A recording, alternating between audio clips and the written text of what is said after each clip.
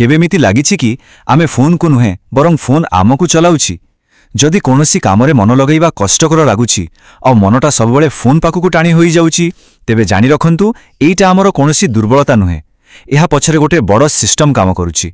तेबे चलंतु देखिबा एइ जालको केमिति कटा जाय पारिबो आ निजर फोकस फेरी पाई हेबो।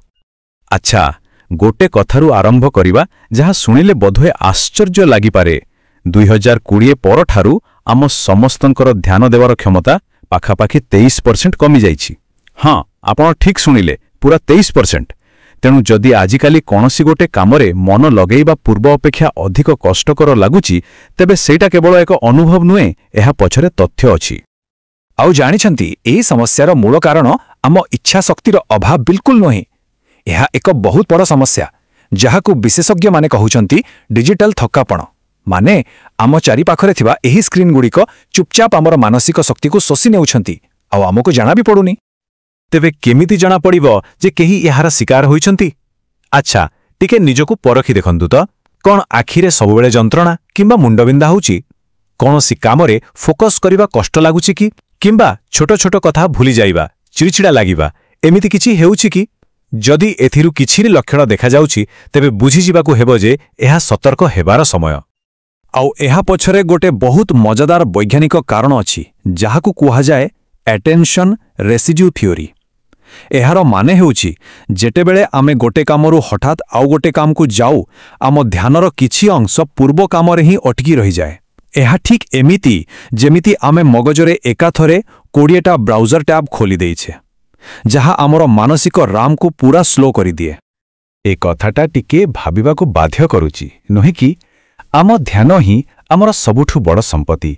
किंतु प्रश्न हेउची आम ध्यान को एते सहजरे किए आउ केमिति नियंत्रण करूची?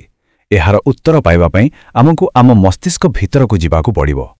तेबे चालंतो देखिबा आम मुंड भीतर प्रकृति चालीची कोन आउ टेक्नोलोजी कंपनी माने केउ गुप्त उपाय रे आम ध्यान को निज आड़कू टाणुछंती। आउ एही पूरा खेलर मुख्य खेलाड़ी हेउची आम मस्तिष्क रे गोटे छोटो केमिकल जहार ना डोपामिन।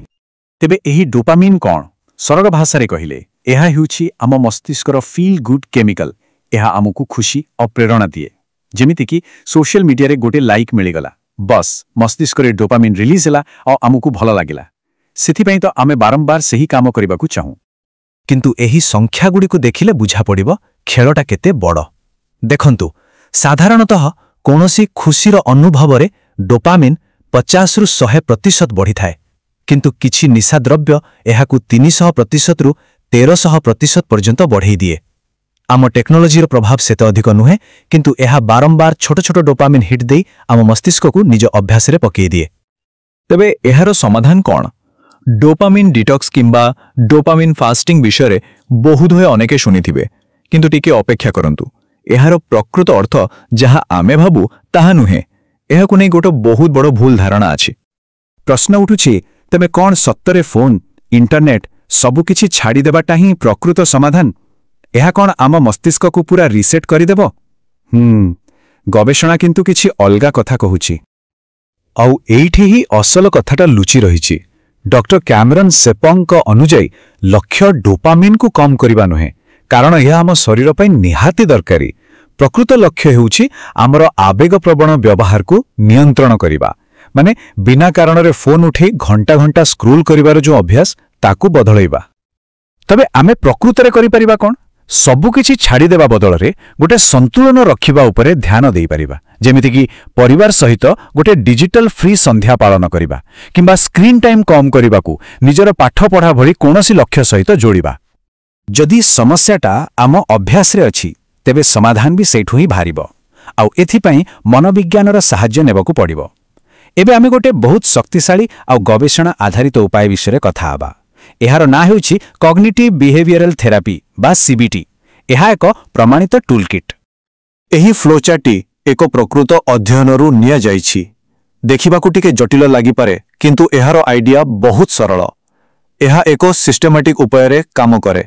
प्रथमे समस्या को चिन्हट करा जाए, तापरे सीबीटी टेक्निक व्यवहार करा जाए, आउ शेषरे फलाफल को मपा जाए। एहा कोनोसी अनुमान नुहे, एहा हेउछि विज्ञान।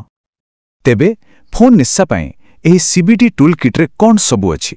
एथिरे अछि फोन व्यवहार समय को ट्रैक करिबा, ନିଜ ବ୍ୟବହାର ଉପରେ ନଜର ରଖିବା ଆଉ ଯେତେବେଳେ ଫୋନ୍ ଉଠାଇବାକୁ ଇଚ୍ଛା ହେବ ସେ ଚିନ୍ତାକୁ ସେଇଠି ଅଟକେଇ ଦେବା ଏବଂ ଛୋଟ ଛୋଟ ସଫଳତା ପାଇଁ ନିଜକୁ ପୁରସ୍କୃତ କରିବା। ସେଇଭଳି ଫୋନ୍ ଯୋଗୁଁ ରାତିରେ ଯେଉଁ ନିଦ ହେଉନାହିଁ ତାର ବି ସମାଧାନ ସିବିଟି ପାଖରେ ଅଛି। ଏଥିରେ ଅଛି ଗୋଟେ ଭଲ ସ୍ଲିପ୍ ରୁଟିନ୍ ତିଆରି କରିବା, ଶୋଇବା ପୂର୍ବରୁ କିଛି ରିଲାକ୍ସେସନ୍ ଟେକ୍ନିକ୍ ବ୍ୟବହାର କରିବା ଆଉ ସବୁଠୁ ଜରୁରୀ ଶୋଇବା ଜାଗାକୁ ଶାନ୍ତ ଆଉ ସ୍କ୍ରିନ୍ ଫ୍ରି ରଖିବା। କିନ୍ତୁ ସବୁଠୁ ବଡ଼ ପ୍ରଶ୍ନ ହେଉଛି ଏସବୁ କ'ଣ ସତରେ କାମ କରେ? ତେବେ ଚାଲନ୍ତୁ ଏକ ଭାରତୀୟ ଅଧ୍ୟୟନର କିଛି ଆଶ୍ଚର୍ଯ୍ୟଜନକ ଫଳାଫଳ ଦେଖିବା। ଏହି ତଥ୍ୟଗୁଡ଼ିକ ନିଶ୍ଚିତ ଭାବରେ ଆମକୁ ପ୍ରେରଣା ଦେବ। ଏହି ଗ୍ରାଫକୁ ଟିକେ ଦେଖନ୍ତୁ।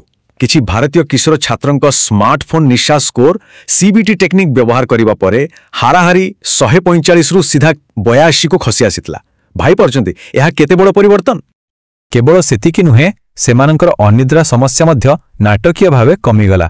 ସେମାନଙ୍କର ଅନିଦ୍ରା ସ୍କୋର ଗମ୍ଭୀର ସ୍ତର 56ରୁ ଏକ ସୁସ୍ଥ ସ୍ତର 15କୁ ଖସି ଆସିଲା। ଏହା ସ୍ପଷ୍ଟ ଭାବେ ପ୍ରମାଣିତ କରୁଛି ଯେ ଯଦି ସଠିକ୍ ପଦ୍ଧତି ଆପଣେଇବା ତେବେ ପରିବର୍ତ୍ତନ ନିଶ୍ଚୟ ସମ୍ଭବ। ଠିକ୍ ଅଛି, ଏତେ ସବୁ ତ ଜାଣିଲେ, କିନ୍ତୁ ଆରମ୍ଭ କେଉଁଠୁ କରିବା?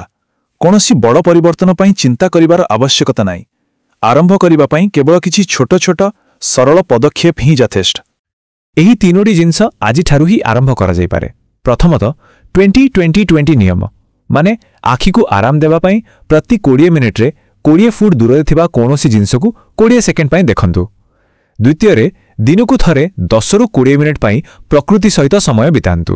ଆଉ ତୃତୀୟରେ ଫୋନ୍ରୁ ସବୁ ଅନାବଶ୍ୟକ ନୋଟିଫିକେସନ୍ ବନ୍ଦ କରିଦିଅନ୍ତୁ। ଏହି ଛୋଟ ପଦକ୍ଷେପ ବହୁତ ବଡ଼ ପରିବର୍ତ୍ତନ ଆଣିପାରେ।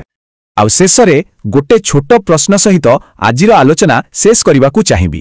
ଯେତେବେଳେ ଏହି ଡିଜିଟାଲ ଦୁନିଆରୁ ନିଜର ଧ୍ୟାନ ଏବଂ ସମୟ ଫେରି ପାଇବେ, ସେତେବେଳେ ସେହି ମୂଲ୍ୟବାନ ସମ୍ପତ୍ତିକୁ କେଉଁଠି ଲଗାଇବେ? ଏହା ଉପରେ ଟିକେ ଚିନ୍ତା କରିବା ନିହାତି ଜରୁରୀ। ଧନ୍ୟବାଦ।